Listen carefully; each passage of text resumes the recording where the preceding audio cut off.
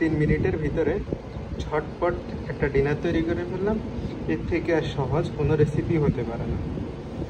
এটা খুবই সুস্বাদু এবং স্বাস্থ্যসম্মত উপায়ে রান্না করা হয়েছে। যারা স্বাস্থ্য সচেতন তারা এই পদ্ধতি অবলম্বন করে রান্না করতে পারেন নুডলস, আর রাতের ডিনারটা সারতে পারেন। যারা ডায়েট করছেন তাদের জন্য তো খুবই উপকারী একটা আইটেম। নুডলসটা রান্না হয়ে গেছে, এখন আপনি সার্ভ করতে পারেন। দেখেন সুন্দর একটা কালার আসছে নুডলসটা। এখন আমরা পাতাকপিটা দিয়ে দিচ্ছি।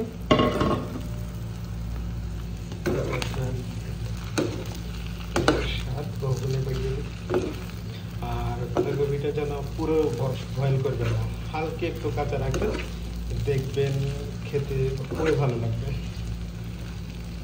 আমরা নুডলসের সাথে পাতাকপিটা মিক্স করে দেব।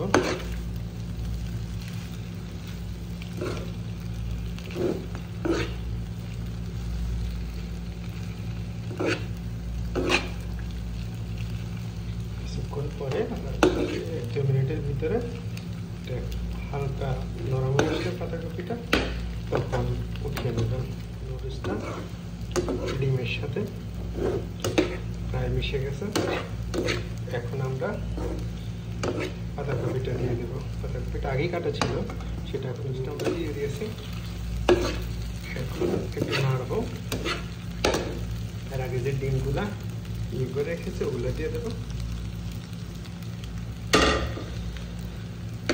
এরপর আবার নাড়বো। ম্যারিনেট হয়ে আসছে। এখন আমরা একটু টমেটো পেস্ট দিচ্ছি।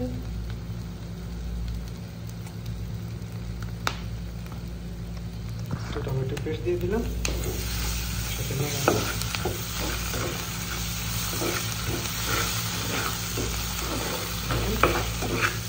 ভালো একটা কালার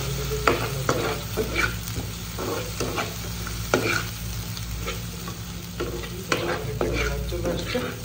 এখানে আমরা নুডলসটা মশলা ঢেলে দেবো। একটু রসুন দিয়ে দিচ্ছি। রসুনটা একটু গরম করানো, রসুনটা হালকা ব্রাউন হলে এটার সাথে আমরা পেঁয়াজ কুচি এবং কাঁচামরিচ কুচি আমরা দিয়ে দিই। আমরা ডিমটাকে ঝুলঝুল করে নেব। দেখেন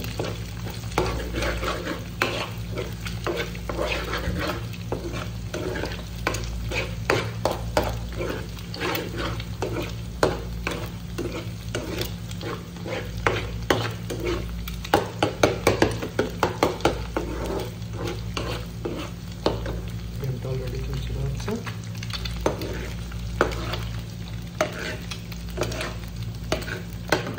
অলরেডি ভেঙে ঝুরঝুরে হয়ে গেছে।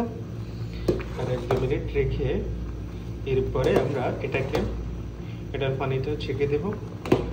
আর এর ফাঁকে আমরা পেঁয়াজ এবং